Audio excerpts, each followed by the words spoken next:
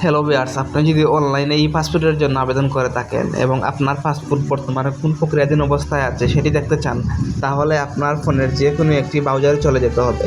ব্রাউজারে গিয়ে সার্চ করবেন ই পাসপোর্ট।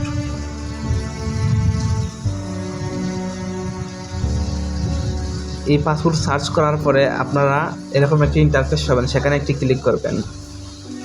ক্লিক করার পর আপনারা উপরে বাম দিকে একটি 3 ডট আইকন পাবেন, সেখানে একটি ক্লিক করবেন। ক্লিক করার পর চেক স্ট্যাটাস নামে একটি অপশন পাবেন, সেখানে ক্লিক করবেন। এখন আপনাদেরকে একটি অ্যাপ্লিকেশন আইডি দিতে হবে। আপনারা অ্যাপ্লিকেশন আইডিটি পাবেন আপনাদের ডেলিভারি স্লিপে। ডেলিভারি স্লিপ থেকে আপনাদের অ্যাপ্লিকেশন আইডিটি এখানে বসিয়ে দেবেন এবং ডেট অফ বার্থ দিতে হবে।